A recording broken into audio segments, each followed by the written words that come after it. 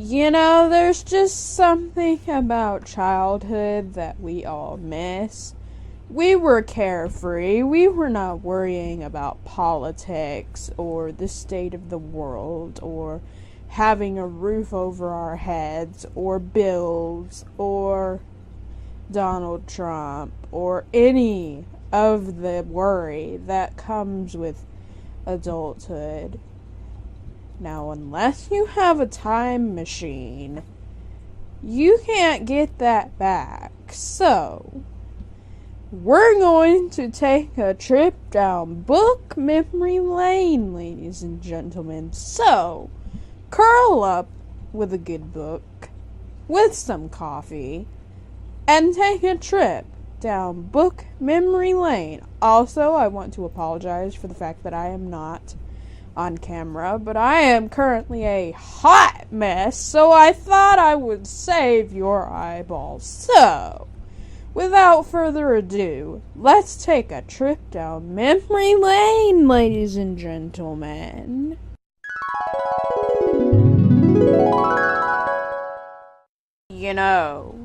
As I sit here in memory lane with you, 5 books just doesn't seem enough. But, alas, that's the only amount I'm allowed. So, I'll just have to deal with it. So, the first series I would like to talk about is the Hank the Cowdog series. The Hank the Cowdog series is a mystery series about, wait for it, a dog named Hank the Cowdog, and it's like the best thing ever. If you're ever looking for a new children's book series to read, pick it up immediately. Thank you.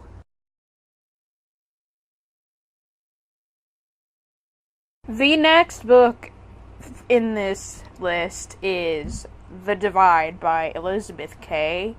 Apparently this book is now a trilogy, or maybe it was since the beginning. I just didn't know it was a trilogy. I recently found out it was a trilogy.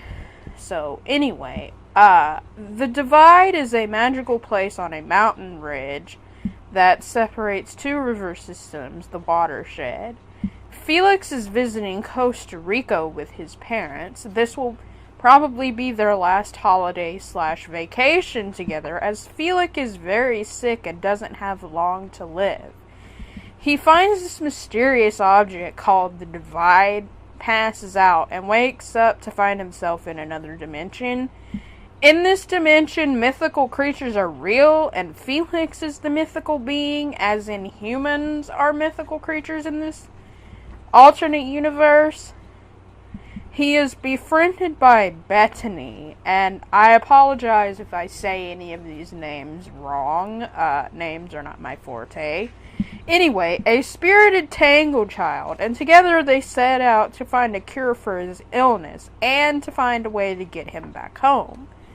In a land where magic is every day, and science is the stuff of myth, Felix himself becomes the quarry of snakeweed. Snakeweed is a japegrin with big ideas, ruthless and unscrupulous. He uses devil hyenas, known as sinistrums, to do his dirty work, and sees Felix's world as an untapped market for magic. Despite numerous obstacles, Felix and Bethany abstainedly pursue their quest in this strange world, and are helped by many different creatures, but Felix is running out of time, and he knows it. So, yeah, that's kind of dark for a child to be reading, but, I was always an advanced reader. I was always well ahead of the reading level I was supposed to be at, so let's just put it this way. I read Romeo and Juliet when I was 7, so, yeah, if that tells you anything. So the next book in this list is the Treasured Horses collection. Now, I must admit, I don't remember as much about this series. I just remember that it was always about a girl and her horse, at least in the 3 books that I had read. And you may not know this about me, but I love horses. If I could own horses in real life, I probably would, but that's just not feasible with my financial and living situation. So unfortunately, I can't really own a horse. I would like to own a horse, but like I said, my living and financial situation just doesn't cover it. So, yeah. Anyway, back to the Treasured Horses collection. I remember reading this when I was really young. Apparently I got these books back in 2006. I was born in 1994, so you do the math of how old I was. I'm too lazy for that. And yeah, I wish I could tell you more about them, but I was so young that I barely remember it. I just remember it was always about a girl and her horse, like I said. So if you're an equestrian like me, then I would definitely take a look at the series. Keep in mind, though, that it is meant for younger readers, so you might not enjoy it. It might be a little juvenile to you, but if you like juvenile books, then by all means, read it. I certainly enjoyed it when I was younger. So, the next book in this list is the Dear America series. I'd be surprised if you haven't heard of it, but if you don't know what it is, basically it's this scholastic book series that was historical fiction where people in these different time periods would write a diary, basically, and it was cool because it was like reading someone's diary. You know, you're taught as a kid that you're not supposed to do that, you know, someone's diary is like this private secret thing. So I kind of felt like a rebel because I was reading someone's diary. Little did I know that these weren't real people, but even knowing that now, I still very much enjoy the Dear America series. If historical fiction is your jam, or just history in general, then I'd definitely take a look at this series.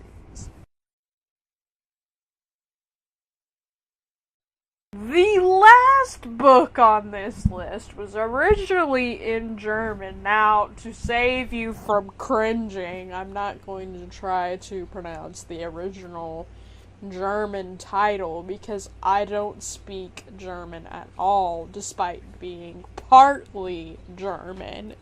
So, yeah. The last book on this list is called Dragon Rider. Dragon Rider is a 1997 German children's novel by Cornelia Funke. Originally translated by Oliver Latch, Dragon Rider was published in 2004 by The Chicken House in the UK and Scholastic in the US, using a translation by Anthea Bell.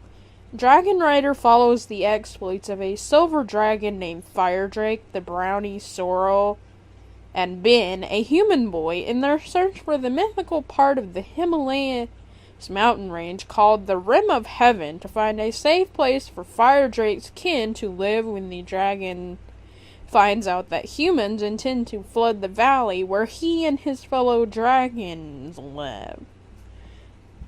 So, yeah, dragons is one of my favorite mythical creatures, so when I saw this book, it attracted my attention because the scales on the dragon were gold and they were like sparkling and you could see them.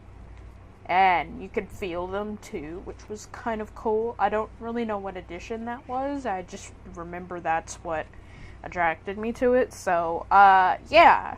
Definitely pick this up sometime. And without further ado, well, that ends this list. So, get out there and read the books I mentioned to you, dang it!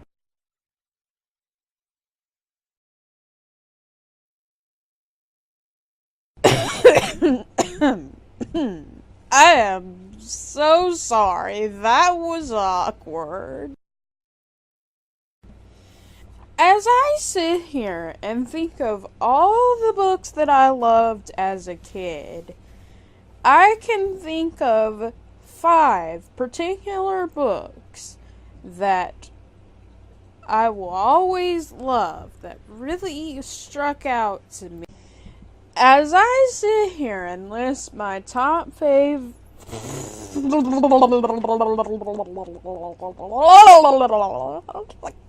Dang it, I am screwing up today. I should have wrote a freaking script. You know, as I sit here and think of all the books I loved as a kid, 5 just doesn't seem like enough. Alas, though, this is a top 5 video, so I'll just have to deal with it. So, without further ado, let's get into my top 5 childhood books. My all-time favorite childhood series is the Hank the Cowdog series. I remember always reading that series every time I went to my school's library. Hank the Cowdog is a book series about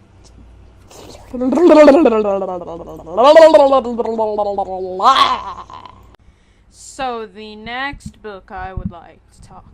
Ow! And what the heck was that? God, something just bit me. Trying to make a video here. God.